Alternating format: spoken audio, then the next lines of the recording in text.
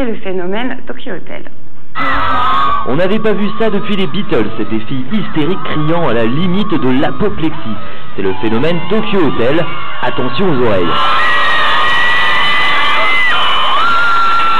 Ils ne crieraient pas si on les aimerait pas. Déjà qu'ils ont des fans. En même temps, t'as pas besoin de crier pour montrer que t'es fan. Tant que t'es là, c'est la présence qui compte. Je sais pas, ils sont trop beaux, ils ont trop de personnalité, quoi, voilà. Même si je comprends pas les paroles, c'est la mélodie, ce qu'il y a derrière, leur physique aussi. Et au rayon physique, Bill et Tom ont clairement les faveurs des fans.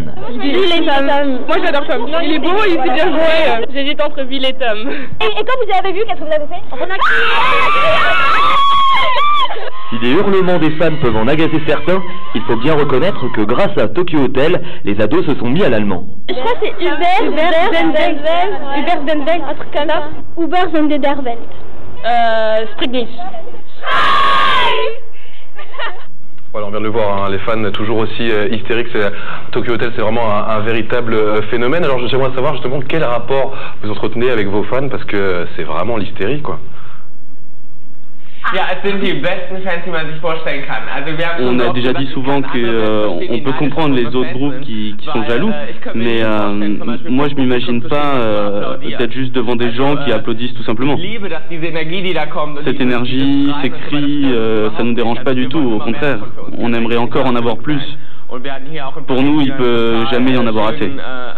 Et d'ailleurs, quand on est arrivé à l'hôtel, il y avait les fans devant. On adore ça. C'est super d'arriver dans une ville, de voir les fans qui nous attendent devant à chaque fois. En effet, partout où vous allez, elles sont là. Hier, on allait écouter votre album dans un grand hôtel parisien. Elles étaient là au rendez-vous, elles étaient devant, elles hurlaient. Mais j'ai l'impression que vous avez un rapport tellement proche, peut-être même parfois trop. Vous communiquez beaucoup avec elles via vos sites internet. Est-ce qu'elles sont pas elles n'ont pas une possibilité de décider pour vous dans vos carrières? C'est compliqué cette question.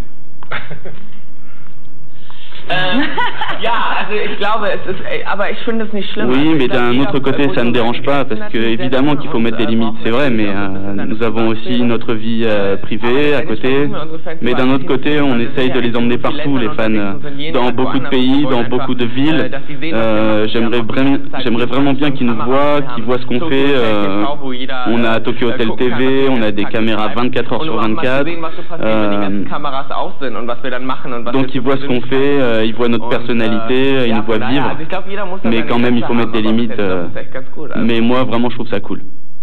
Alors du coup, est-ce que vous avez vraiment une vie privée? J'ai envie de vous demander, parce que, si vous l'avez dit, il y a le Tokyo Hotel TV, il y a d'ailleurs un DVD, je crois qu'il va sortir très bientôt, au mois de décembre. Est-ce que vous pensez que vous gardez un minimum d'intimité? Non, notre vie privée est extrêmement limitée, c'est vrai. En fait, on n'en a plus. On se lève le matin pour Tokyo Hotel, on se recouche pour Tokyo Hotel. On fait vraiment que ça. Il n'y a que Tokyo Hotel. Et il n'y a plus rien d'autre que Tokyo Hotel. Bon, j'espère que vous êtes quand même heureux malgré tout, parce que j'espère que vous arrivez à sauver votre amitié au milieu de tout ça, parce que j'imagine que c'est le ciment de votre groupe. Alors, est-ce que entre vous, ça fragilise pas un peu vos rapports, ce succès fulgurant?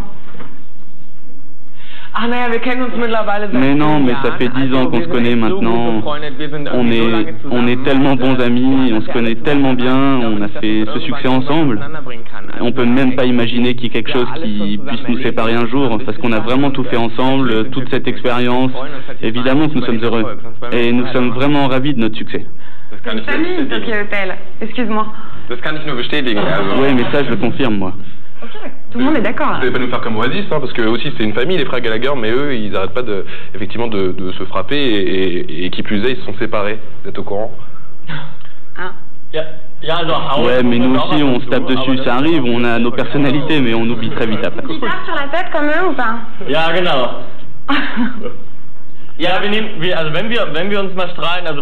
Ouais, alors quand on se dispute, surtout Bill et moi, on se tape vraiment dessus. On nous prend vraiment tout ce qu'on a sous la main, les tables, les chaises, tout quoi. Normal entre frères. Ouais, il y a un sujet de discorde qui revient en particulier à chaque fois. Il y a un truc qui revient à chaque fois sur le tapis. C'est toujours pour la même chose que vous vous disputez.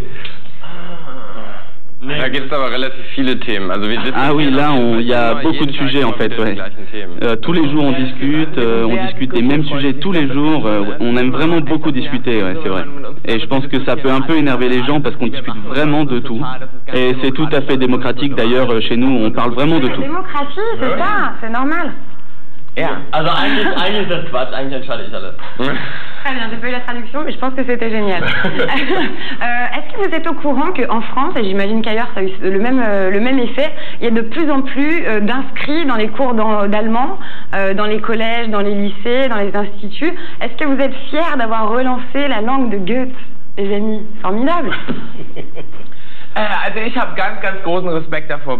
Oui, moi je le respecte vraiment parce qu'il ne parle pas un seul mot de français. Je sais que c'est vraiment très difficile d'apprendre une langue.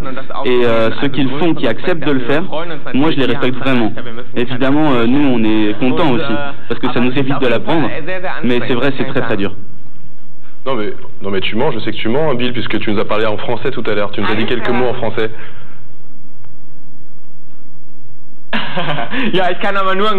Oui, c'est vrai, mais juste un tout petit peu. Mais Gustave, il parle bien le français. Non, ça c'est mentir. Moi, j'ai jamais appris le français à l'école. Je sais dire une seule phrase. Oui, mais de Noukart, c'est toi qui parles le mieux quand même. Wir können sagen, j'habite à Magdeburg, je m'appelle Tom, je m'appelle Georg. Il y avait une chanson tout à l'heure, il y avait une chanson. Dormez-vous. Bon, on a un bon début en français là. Sur le pont d'Avignon. Sur le pont d'Avignon. Et du coup, Stéphanie, on parlait tout à l'heure, c'est vrai, ce succès avec votre langue, la langue allemande. Et du coup, quand vous chantez des chansons en anglais pendant les concerts, en tout cas ici en France, les gens vous disent qu'ils en veulent pas, ils veulent entendre de l'allemand. Ça vous a étonné? Oui, en fait, on ne veut pas dire à quelqu'un ce qu'il doit écouter, ce qu'il préfère. Nous, on a fait l'album dans les deux langues. Il va paraître dans les deux langues, en anglais et en allemand. Et en fait, l'anglais a été fait pour que les gens comprennent ce que nous chantons. Mais maintenant, si les gens préfèrent l'allemand, ils ont qu'à l'écouter en allemand. Hein. Moi, je ne veux pas décider. Même moi, je ne peux pas dire est-ce que je préfère la version allemande ou la version anglaise. Je ne sais pas. Ça, c'est vraiment à chacun de décider. En tout cas, ça s'explique assez facilement qu'en France, vous ayez réintéressé la jeunesse aux Allemands, parce que vous savez que la dernière, et je crois l'une des rares stars allemandes qu'on connaissait en France, c'était l'inspecteur d'Eric. Et oui.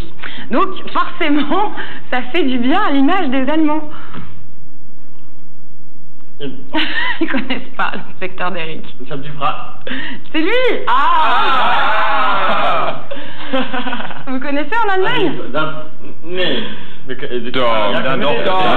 Non, on connaît pas. Ah si, on connaît, oui, on l'a déjà vu. Donc c'est vrai que c'est une immense star, hein, paix à son âme. Il nous a quittés il y a pas très longtemps. Rest in peace, effectivement, d'Eric. Et alors du coup, moi j'aimerais savoir, vous êtes parti l'année dernière à la conquête des États-Unis et ça s'est très très bien passé. Il y a eu un succès. Tout de suite, ça a pris. Est-ce que vous avez été étonné, parce qu'on sait que les États-Unis c'est quand même pas l'Europe, c'est pas la même culture, c'est pas le même public, et ça a quand même pris tout de suite. Oui, ça nous a étonnés parce qu'aux États-Unis tout est beaucoup plus grand et il est difficile, même en tant que groupe allemand, de prendre pied finalement. On n'aurait vraiment jamais pensé gagner ce prix, c'est incroyable. Et là, on a vraiment été impressionnés. C'est quelque chose, c'est comme si on n'avait pas compris en fait. On n'a même pas essayé de comprendre. On a appris ça comme ça. En tout cas, c'est pas prêt de s'arrêter parce que ça continue, le phénomène Tokyo Hotel.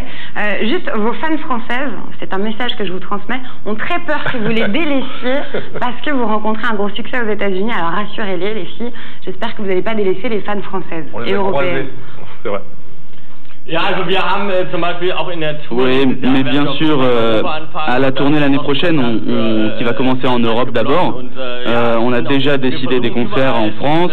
On essaye d'être vraiment partout, on essaye de se déchirer pour être partout, mais surtout en France, évidemment. Clonez-vous, c'est une solution. Ah, ça, c'est une excellente idée. On va y réfléchir. En tout cas, merci pour tout. Viel danke, viel Glück. Merci beaucoup. Für das neue Album.